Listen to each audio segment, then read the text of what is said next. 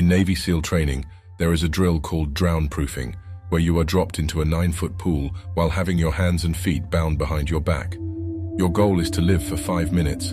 However, some people succeed at drown-proofing, and they do so because they comprehend two paradoxical truths, just like in Navy SEAL training in general. The first drown-proofing lesson is contradictory. The harder you try to stay afloat, the more likely it is that you may drown and sink. You see, the key to becoming drown-proof is to really allow yourself to sink. You allow yourself to sink to the bottom of the pool before forcing yourself to the surface so you can take a breath. Then you repeat the process. So in a bizarre way, drowning-proofing doesn't demand superhuman strength or mad endurance. In fact, drowning-proofing doesn't even require knowing how to swim. Rather, it requires that you know how to not swim. The second drowning prevention tip is that you are more likely to lose consciousness and burn oxygen and energy if you panic. If you think about it, the ability to surrender to a higher cause, to give up control in the face of death, and to let go under the most stressful and trying circumstances is the skill that drown-proofing demands. The exercise, in a sick and twisted way, turns your survival mechanisms against you. The inclusion of this in Navy SEAL training makes sense. In this video, I want to explain that this is a crucial skill for all military personnel, not only Navy SEALs. I want to make the case that it's a crucial life skill. The majority of people believe that there is a 1:1 ratio between effort and reward. We believe that if we labor twice as long, we will accomplish twice as much. The majority of things in life don't actually exist on a linear curve, despite the fact that we believe that if we spend twice as much time with someone, they will feel twice as loved. Actually, linear curves are only used in thoughtless, repetitive, and routine operations, like filling out paperwork, operating a vehicle, or producing goods in a factory. In each of these situations, someone who works for 2 hours will most likely produce twice as much as someone who works for 1. The linear curve does not apply to life, since the majority of its actions are complicated and emotionally or psychologically taxing, rather than being simple, monotonous, or mindless. Because you adapt, develop, and circumstances change, which is what makes life so challenging, the majority of human endeavors actually follow a decreasing returns curve. Working for 2 hours will likely be twice as productive as working for 1. Working for 4 hours may be twice as productive as working for 2. Working for 8 hours is probably not twice as productive as working for 2. And working for 16 hours is definitely not twice as productive as working for 8. This is the classic example of diminishing returns in action. Complex and innovative experiences are subject to the law of diminishing returns. Consider how many showers you take each day, how many chicken wings you eat for lunch, how many times you have sex each week, and how many different places you have traveled to throughout your lifetime. As with sex, eating, drinking, partying, traveling, and reading books, friendships also operate on a diminishing returns curve. If you only have one friend, having 2 is probably life-changing. If you have 2, having 4 or 5 is probably a little bit better, but having 10 is probably starting to get annoying. The list of difficult and innovative experiences we can have is unlimited, so examples include hiring staff, setting up business meetings, studying for an exam, and staying up late to play video games. Humans also experience another curve, one that you've probably never observed or given much mind to. It was Matt Manson's idea after all. The inverted curve is the name of this shape. The paradoxical twilight zone of effort-reward curves is the inverted curve, when putting more effort into an event only makes it worse. That is, the more effort you put into anything, the more likely it is that you won't succeed. Now, this may sound absolutely stupid and insane, but I would contend that drown-proofing is one of the only activities that exists on an inverted curve. The only other activities that come to mind are probably meditation, dancing, and trying to impress others.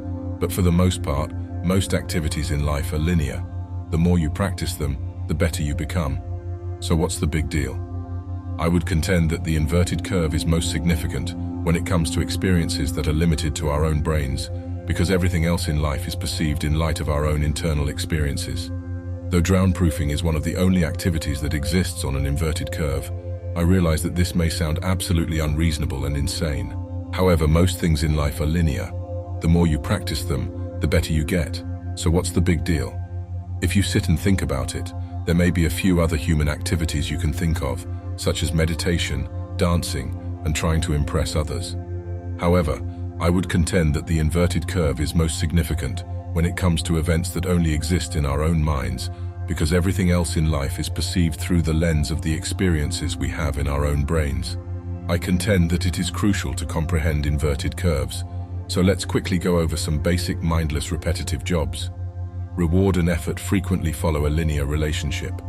The further you travel, the longer you spend driving. There seems to be a diminishing relationship between effort and reward for complicated novel activities that entail social relationships, creativity, and new experiences, which is represented by a diminishing curve. The inverted curve then comes into play for emotional and psychological events that are limited to our own brains. Happiness becomes elusive the more you strive for it. You become more self-conscious and insecure the more you attempt to project confidence. Your neediness turns off others around you the more you wish to be loved. Constantly wanting to be free of restrictions is itself a restriction. Huxley once stated, "The more we strive to do something with a conscious will, the less we will succeed. Only those who have mastered the contradictory skill of doing and not doing, or mixing rest with action, achieve proficiency and results." The most basic elements of our psychology function in this manner. This is due to the fact that when we intentionally desire one state of mind, we unintentionally produce the opposing state of mind. We constantly remind ourselves that we are not happy because of our desire to be happy. We constantly have to remind ourselves that we lack confidence because we want to be. We constantly remind ourselves that we don't feel loved by wishing we were loved. The fundamental law that Matt Manson discusses in Chapter 1 of The Subtle Art of Not Giving a Fuck is the backwards law, which is represented by the inverted curve. This holds true for the majority, if not all, of our mental health. Wanting something positive is itself a terrible experience, and accepting something negative is itself a wonderful experience. The connections, no matter what we want, more happiness, assurance, control, fulfillment, security, novelty, by seeking it, we only push it farther away from us. We merely push ourselves further under the water by trying to maintain our satisfaction's top layer. These internal psychological experiences have an inverse relationship to one another because the mind is their common cause and consequence. When you want something, your mind is both the thing you want and the thing you want. Our minds are like a dog that, after successfully chasing and capturing a variety of other things in its life, has decided to turn on its own tail and try to catch it when it comes to these lofty, abstract aspirations. Chasing things has proven to be successful in life in general, so why wouldn't it work for happiness, security, or confidence? However, a dog can never catch her own tail because she lacks the perspective to recognize that she and the tail are one and the same. The objective is to teach your mind, a magnificent tool that has spent its life chasing several things, to stop chasing its own tail and to achieve its goals by letting go of those goals in order to demonstrate to it that the only way to rise to the top is to allow oneself to drop.